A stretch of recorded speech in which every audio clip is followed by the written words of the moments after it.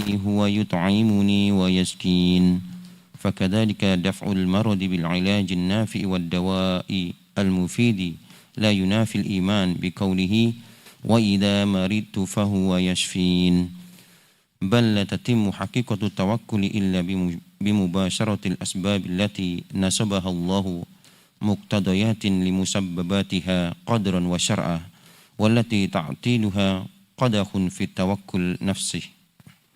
بسم الله الرحمن الرحيم. الحمد لله رب العالمين وصلى الله وسلم وبارك على عبده ورسوله محمد وعلى آله وصحبه أجمعين. أما بعد، اللهم ألهمني رشدي وقini syarra nafsi. Ikhwati fillah, masih dalam penjelasan tentang nama Allah Asy-Syafi. Dialah sang penyembuh yang menyembuhkan manusia dari segala macam penyakitnya. Adapun obat, adapun dokter, adapun terapi, semua adalah merupakan sebab yang jika Allah kehendaki dengan sebab itu akan tercapai kesembuhan. Bila tidak dikehendaki Allah Subhanahu wa taala, maka tak akan tercapai kesembuhan.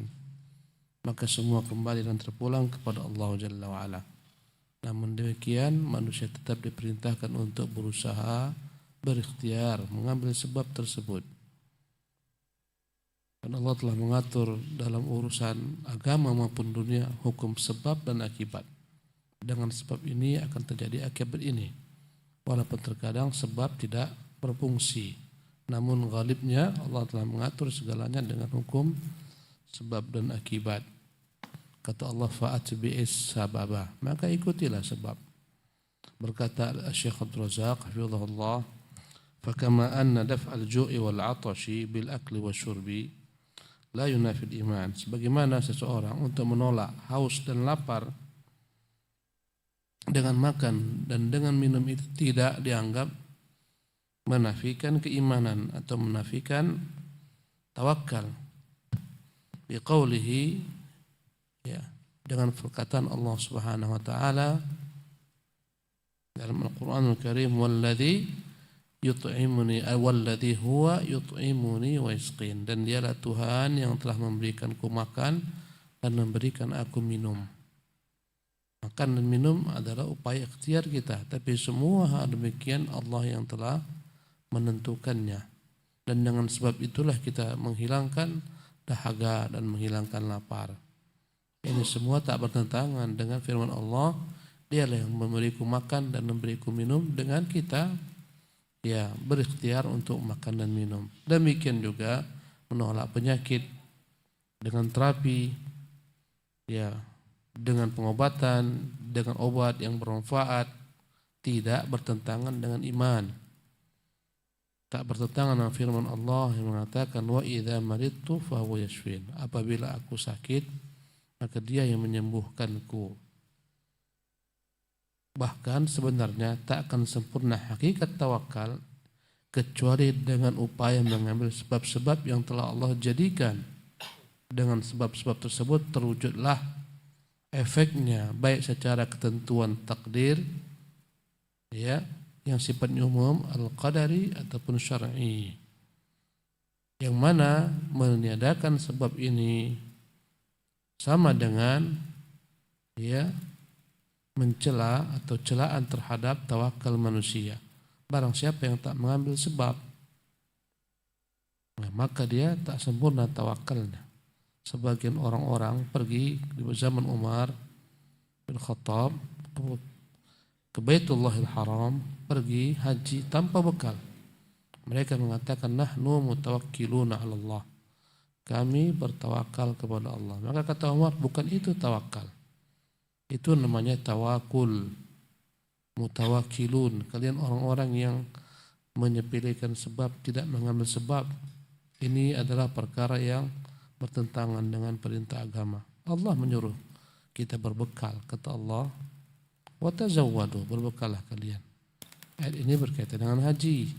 Sementara mereka pergi tanpa membawa bekal. Maka orang yang tidak mengambil sebab, ya, maka tercela tawakalnya. Bagaimana kita ketahui kalau ada orang berkata Apabila Allah takdirkan aku akan punya keturunan, aku akan punya keturunan. Ya, namun dia tidak menikah.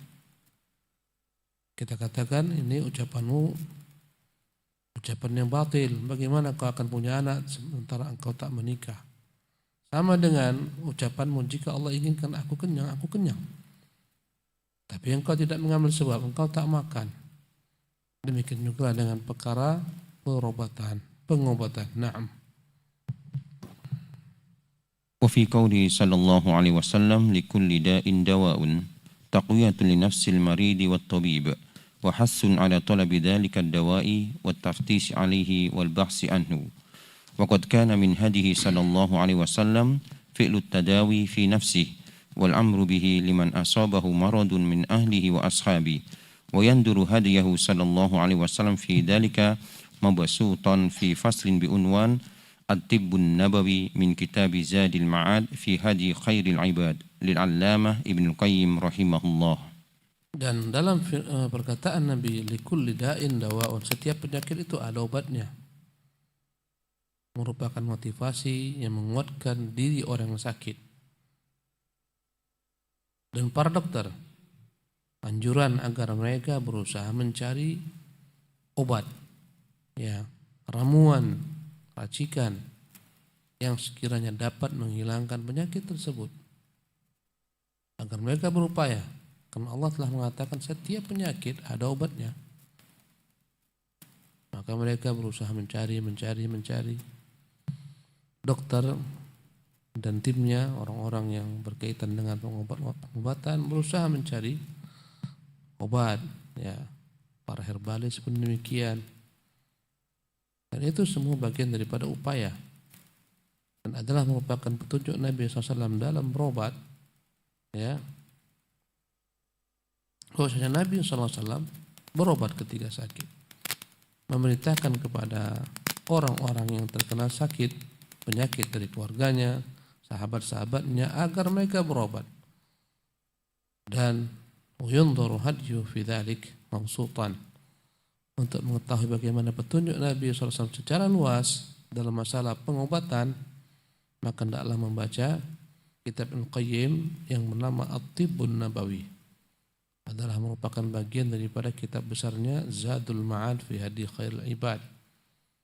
Ya, Ibnu Qayyim memiliki kitab namanya Zadul Ma'ad fi Hadi Khairil Ibad, bekal kembali, ya, dalam mengikuti petunjuk sebaik-baik manusia. Kitab Zadul Ma'ad ini kitab yang begitu indahnya, begitu bagusnya, dikarang oleh Ibnu Qayyim rahimahullah dalam perjalanan pergi haji ke kota Makkah. Selama dalam perjalanan tersebut, beliau menghadirkan kitab Zadul Ma'ad ini. Dalam sebagian cetakan dia 5 jilid, Zadul Ma'ad fi Hadi Khairil Ibad, menceritakan bagaimana petunjuk Nabi dalam segala hal, dalam segala macam perkara-perkara ibadah, ya, dan perkara-perkara urusan duniawi. Dia menyebutkan kitab tersebut, dan di antara isi kitab tersebut ada dikhususkan satu kitab yang terakhir, pembahasan tentang bagaimana pengobatan Nabi, At-Tibbun Nabawi. Naam. ثم إن الواجب على العبد أن يعرف فيما يتعلق بالأسباب أمورا ثلاثة أحدهما ألا يجعل منها سببا إلا ما ثبت أنه سبب شرعا أو قدرا. Naam. Kemudian kata Syekh Abdul Razak, kewajiban seorang hamba dalam mencari sebab, berupaya untuk mencari terapi, ya, yang berkaitan dengan sebab ini, ada 3 hal yang harus dan wajib diketahui seorang hamba. Tidak boleh tidak. Kalau dia tak mengetahuinya, rusak. Yang pertama, an la yaj'al minha sababan illa ma thabata annahu sababun syar'an aw qadaran. Jangan dia menjadikan sesuatu perkara sebagai sebab kesembuhan sementara atau kecuali yang memang telah Allah tetapkan sebagai sebab kesembuhan, baik secara syarak, ya, ketentuan perintah-perintah Allah Subhanahu wa taala, agar seorang contohnya menterapi dengan apa-apa yang telah terdapat khasiatnya dalam, ya sunnah dalam Quran, seperti berobat dengan al-habbatus sauda. Ya, Nabi menyebutkan bahwa tentang habbatus sauda adalah dawaun likulli da' ilal haram. Dialah merupakan obat bagi segala penyakit kecuali penyakit tua.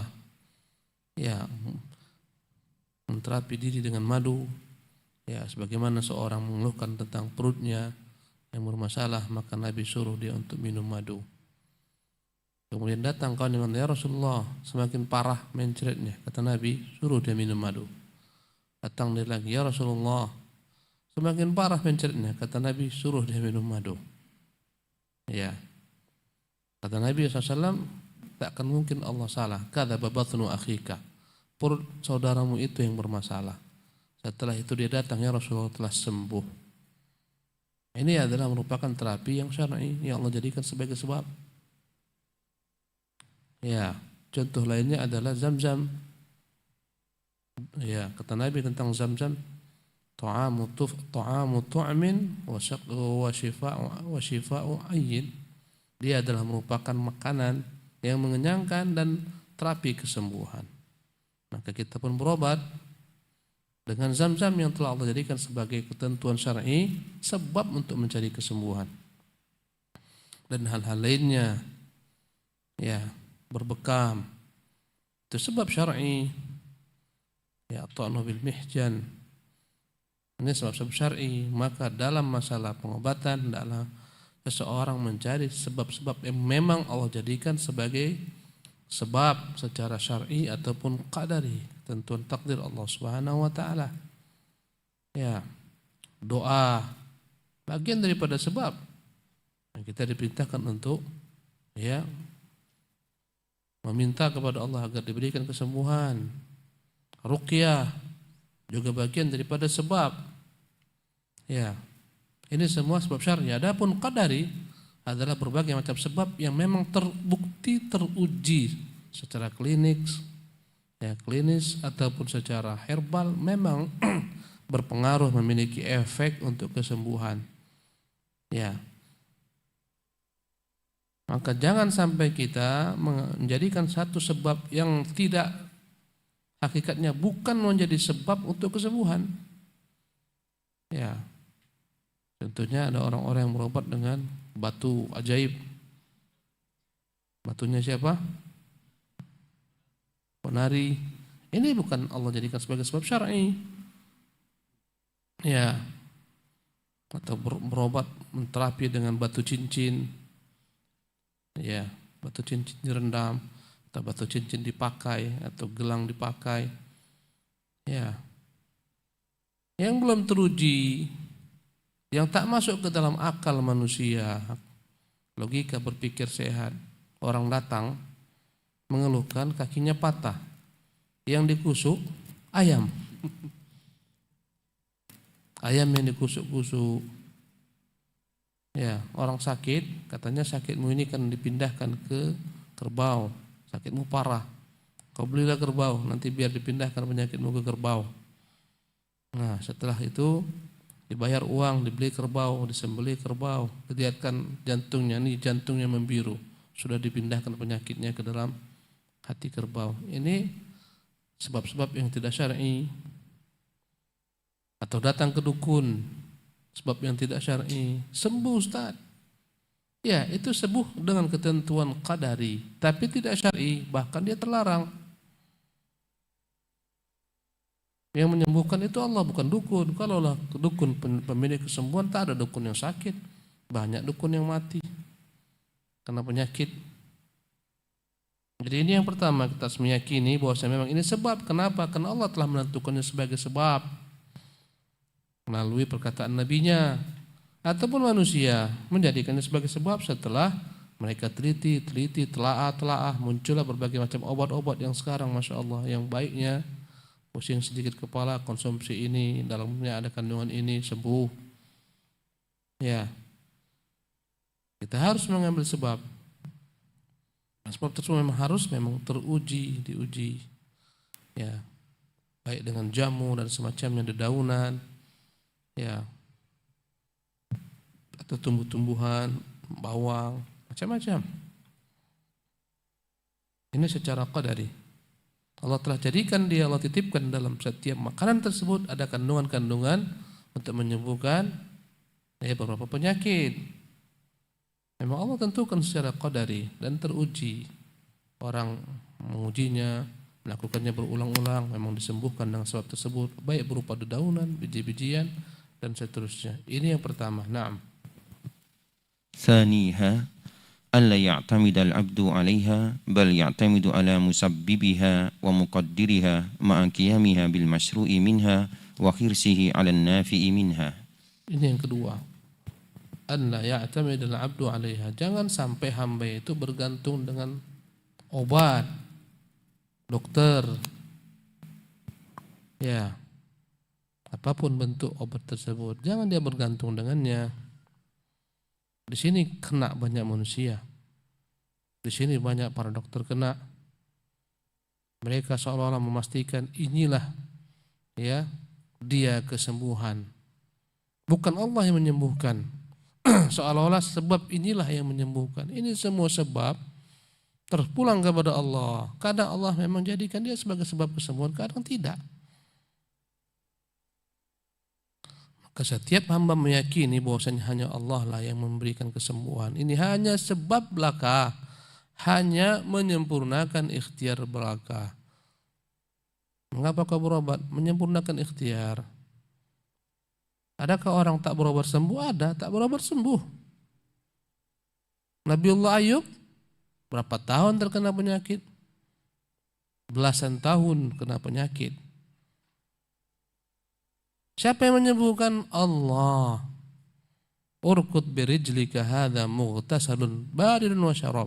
Ayub, pukulkan kakimu, itu ada air dingin. Minum dia. Diminum, dia mandikan, sembuh seketika. Ya. Maka Allah yang menyembuhkan. Maka kata Nabi Ibrahim, "Idza maridtu fa huwa yashfin." Jika aku sakit, dia yang menyembuhkanku. Banyak orang bergantung dengan sebab, melupakan al-musabbib, melupakan Allah yang telah mengatur segala macam perkara sebab dan akibat. Allah yang mengatur. Ya, karakter api itu membakar. Jika kita meletakkan tangan dengan sebab meletakkan tangan di atas api, tangan pun terbakar. Ya. Tapi jika Allah berkehendak, Allah cabut sebab tersebut sehingga tak berfungsi, sebagaimana terjadi dengan Ibrahim. Dibakar pun Ibrahim tak ada guna. Wa qulna ya naru kuni bardan wa salaman ala Ibrahim. Api hendaklah engkau menjadi dingin dan penuh dengan ketentraman ya bagi Ibrahim, keselamatan bagi Ibrahim. Kalau dinginnya bersangatan, mati juga Ibrahim yang kedinginan. Maka dikatakan wasalaman, dingin dan penuh keselamatan bagi Ibrahim. Tak berfungsi sebab tersebut. Semua terpulang kepada Allah. Jika dia berkehendak membuat sebab ini berfungsi. Jika tidak, maka tidak pula. Ya, andai kata telah Allah takdirkan dia akan mati, apapun sebab dibuat tak guna. Dokter pun tak guna, obat pun tak guna, tak guna semuanya. Kalla idza balagatit taraqiya wa qila man raq, sekali-kali tidak. Jika ruh telah tiba ke kerongkongan, orang akan berkata, mana yang bisa meruqyah? Siapa yang bisa mengobati? Tak guna. Karena memang ajal akan datang. Man raq. Wa qila man raq. Wa dhanna annahu al-firaq. Dia yakin ini pasti perpisahan. Ya. Dengan dunia ini. Kalau sudah datang ajal, tak guna semua sebab. Ya. Jadi ini yang kedua. Bal ya'tamidu ala musabbibiha wa muqaddiriha. Tapi harus dia bergantung dengan Allah yang telah menjadikan sebab. Meyakini Allah yang memberikan segala sesuatu kesembuhan. Ya. Sebab hanyalah ikhtiar. Berobat ke dokter A, berobat ke dokter B, itu ikhtiar. Dalam rangka memenuhi anjuran Nabi, tadawu ibadallah, berobatlah ke hamba Allah. Ya. Kadang-kadang orang berobat ke dokter tak sembuh-sembuh, ke herbal sembuh. Kadang-kadang divonis dokter ini harus operasi. Ya, dia tak mengikuti saran-saran dokter. Tak dioperasi pun dengan herbal sembuh. Ya, karena semuanya adalah upaya dan ikhtiar. Kadang-kadang tokoh-tokoh herbalis itu begitu yakin dengan obat inilah yang menyembuhkan. Tidak, Allah yang menyembuhkan, ini sebab saja. Nah, kata beliau harus bergantung kepada al-musabbib, al-muqaddir, Allah yang menentukan segala sesuatu, Allah yang membuat segala satu sebab ma'aqiyamihi bil masyru'i minha. Dengan kewajiban dia harus melakukan apa yang dibolehkan dalam syariat. Wa hirsi 'ala nafi'i minha, berupaya mengambil yang bermanfaat daripada pengobatan tersebut, sebab tersebut. Naam.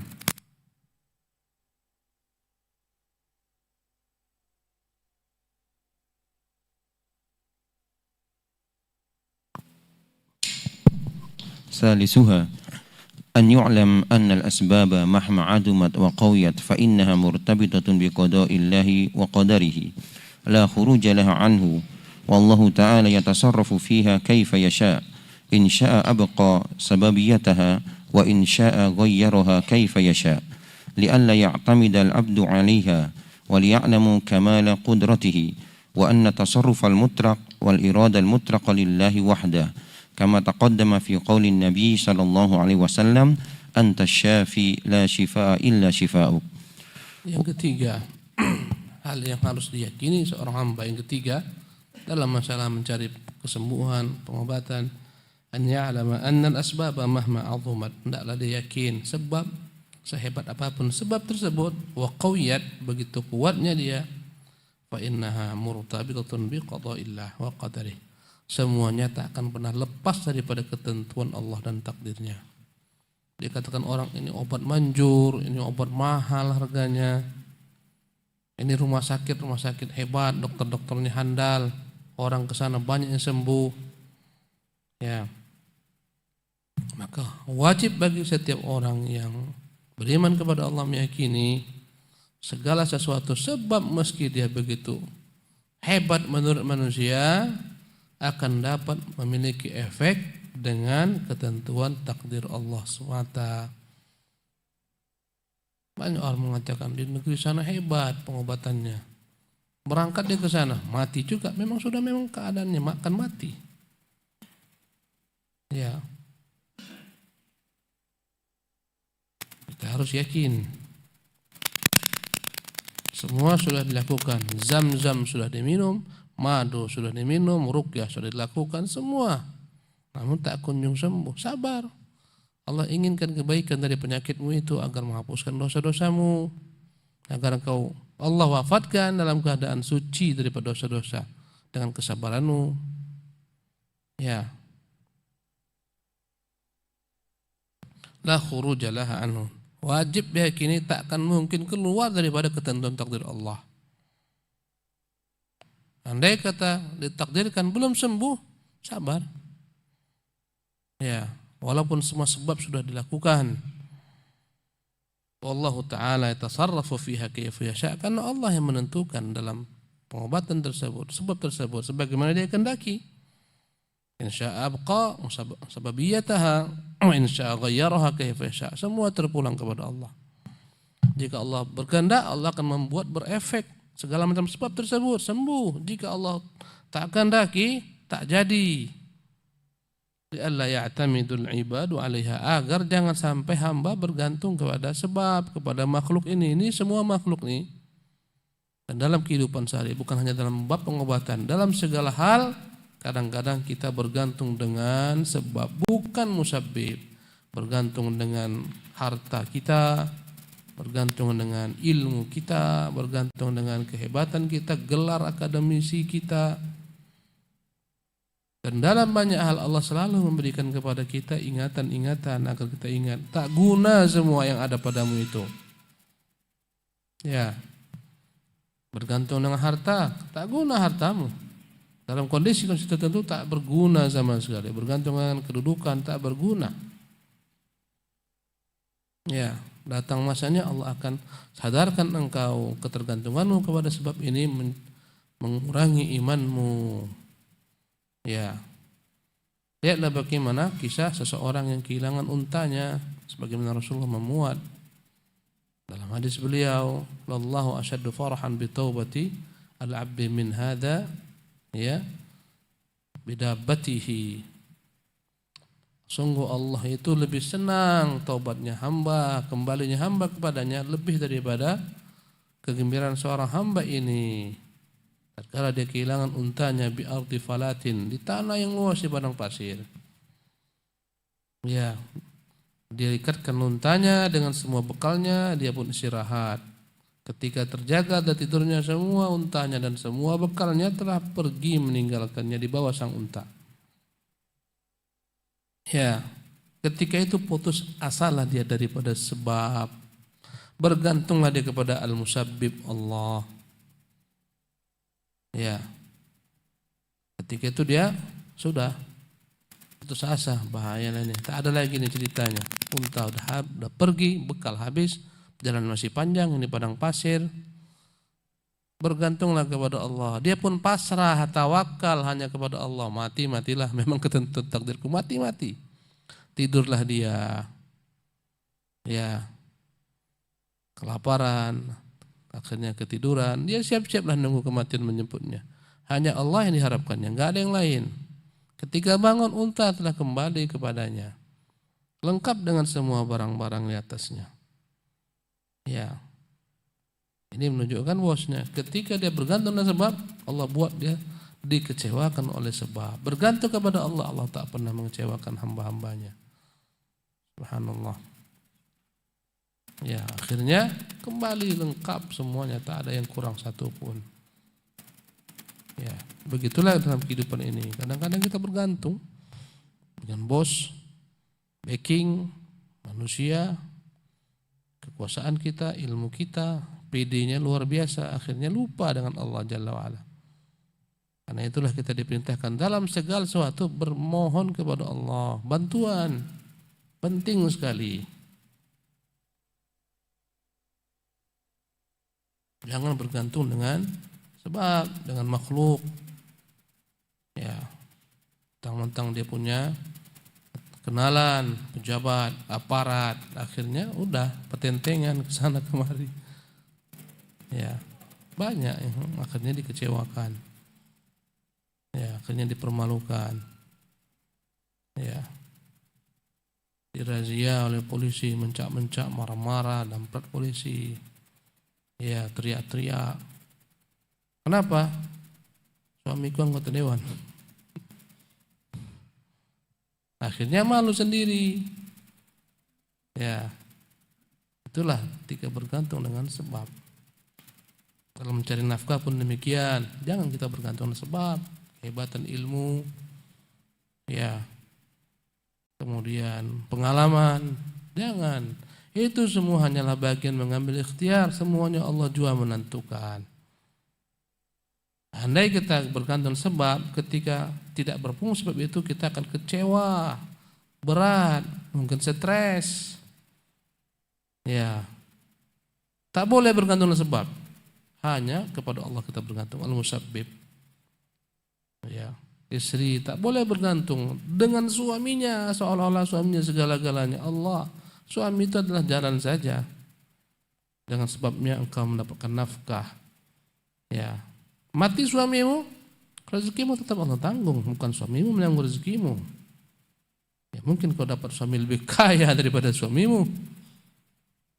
Pasrah, bergantung hanya kepada Allah, tidak bergantung dengan sebab. Ya, enggak bergantung dengan profesi kita dan semacamnya. Waliya'lamu kamala qudratih, agar mereka sadar betapa sempurna kekuasaan Allah Subhanahu wa taala. Wa anna at-tasarrufal mutlaqa, bahwasanya ya, segala macam bentuk perkara-perkara secara mutlak, wal iradah al-mutlaqah, ya, ketentuan yang mutlak, lillahi wahdah, semuanya hanya milik Allah Subhanahu wa taala semata. Yang mengatur segala macam urusan secara mutlak hanya Allah semata, bukan manusia. Manusia adalah sebab belaka. Yang semuanya terpulang dengan kehendak sang Allah Jalla wa'ala. Kama taqaddama fi qaulin Nabi, sebagaimana yang telah berlalu dalam perkataan Nabi, anta syafi, engkaulah hakikatnya sang penyembuh. La syifaa illa syifauka. Tidaklah ada kesembuhan kecuali kesembuhan yang datang darimu. Naam. Wa as'alullah al-azima rabban nasi mudhibal ba'si asy-syafi alladzi la syifaa illa syifauhu an yasfiya mardana wa mardal muslimin. Ya, beliau berkata, aku bermohon kepada Allah yang Maha Agung. Dialah Tuhan manusia, akan menghilangkan penyakit. Dialah sang penyembuh, tak ada kesembuhan kecuali kesembuhannya semata. Dia adalah menyembuhkan orang-orang sakit di antara kita, ya. Dan orang-orang sakit dari kaum muslimin. Kita pindah kepada pembahasan nama Allah berikutnya, Al-Jamil. Naam. Qala muallifu al-jamilu wa huwa ismun thabitun fi sunnatin nabi sallallahu alaihi wasallam, rawa Muslimun fi sahihihi an Abdullah ibn Mas'ud radhiyallahu anhu anin nabi sallallahu alaihi wasallam qala la yadkhulul jannata man kana fi qalbi mithqala darratin min kibrin. Qala rajulun inna rajula yuhibbu an yakuna thawbuhu hasanan wa na'luhu hasanan. Qala inna Allaha jamilun yuhibbul jamal. Al-kibru batarul haqqi wa ghamtun nas. Nama Allah berikutnya adalah Al-Jamil. Tuhan yang maha indah, Tuhan yang maha elok, Al-Jamil. Dan dia adalah nama yang terdapat dalam sunnah Nabi yang mulia SAW. Imam Muslim meriwayatkan dari Abdullah bin Mas'ud dari Nabi SAW, dia bersabda, tidak akan masuk ke surga orang yang dalam hatinya ada seberat biji sawi daripada kesombongan. Maka seorang bertanya, ya Rasulullah, bagaimana jika ada seseorang itu senang memakai pakaian yang indah, senang memakai sandal yang indah? Maksudnya apakah itu termasuk ke dalam bentuk kesombongan? Maka Nabi mengatakan, innallaha jamil, Allah itu indah. Yuhibbul jamala, dia menyukai keindahan, menyukai keelokan. Pakaian yang indah, manusia menyenanginya, Allah pun senang. Ya, sandal yang indah, manusia menyenanginya, Allah pun senang, menyukai keindahan. Ya, selama tidak menjadi sebab orang sombong dengan pakaiannya, ya, tak menjadi sombong dengan sandalnya, Allah tetap menyukai keindahan seperti ini. Ya, kadang-kadang orang membeli pakaian karena kesombongan, beli pakaian yang mahal-mahal, beli sepatu yang mahal-mahal. Kadang-kadang orang ada yang beli tas saja, tas perempuan tuh harga tasnya puluhan juta. Kadang tas saja, satu tas kecil 80 juta, 100 juta. Kresek aja udah selesai. Ya, itu yang kita dengarkan. Ya, apa namanya, travel yang menipu manusia. Ya, harga travelnya murah, paket umroh 13 juta berangkat. Banyak orang daftar, diputarkannya uang. Ya, macam-macam dia buat. Dia buka usaha-usaha di luar negeri, di Eropa, di Amerika. Tas istrinya, biniknya satu yang 80 juta, yang satu sekian ratus juta. Ya, ini tak baik. Akhirnya dia merendahkan orang lain. Fungsi tas itu apa? Jaga. Kok sampai 80 juta harganya?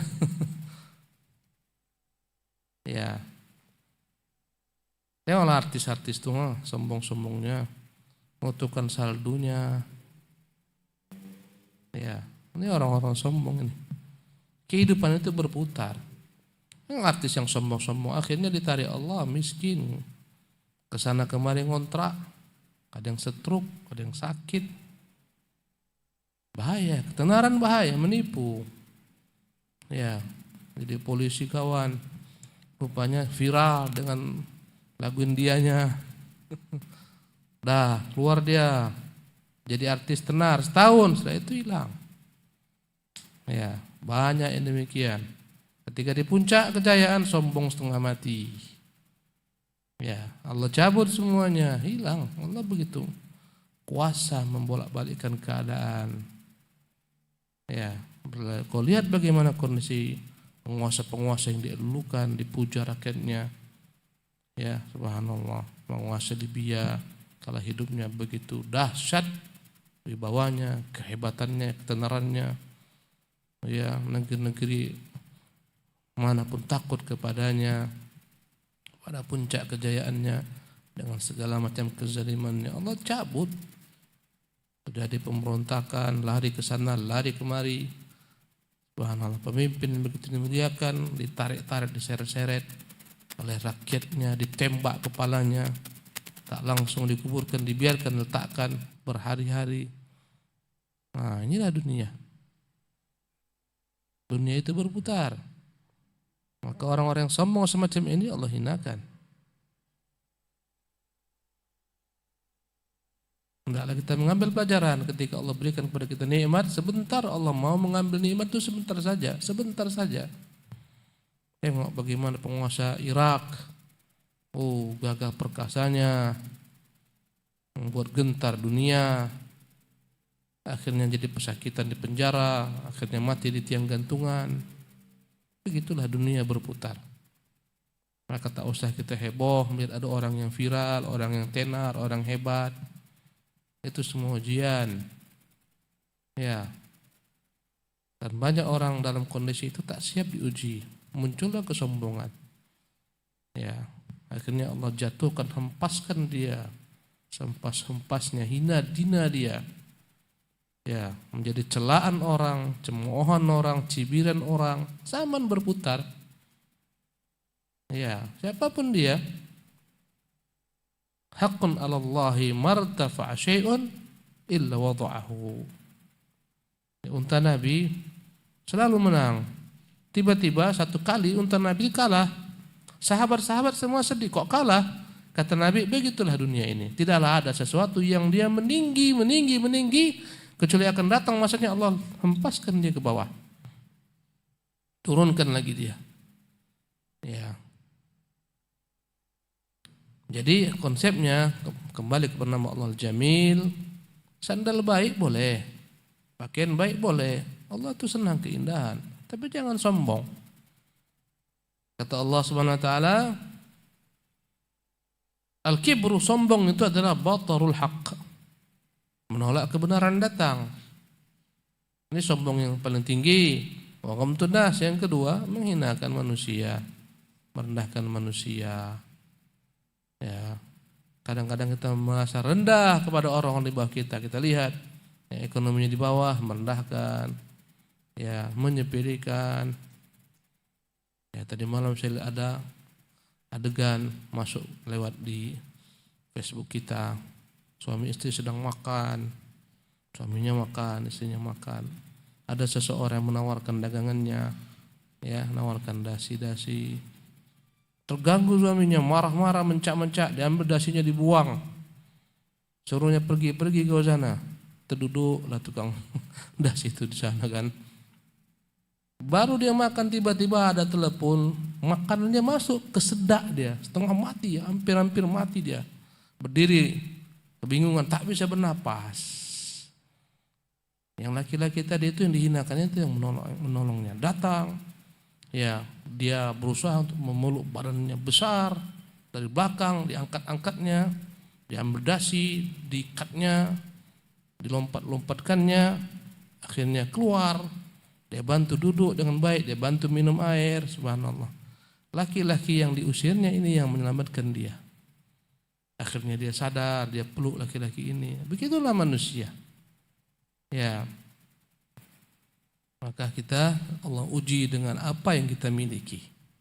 Harta kita, sehingga lihat orang yang tak kaya dengan kacamata sinis, yang profesinya rendah, yang kerjanya rendah, ya, menyepelekan bawahannya, menyepelekan ya karyawannya.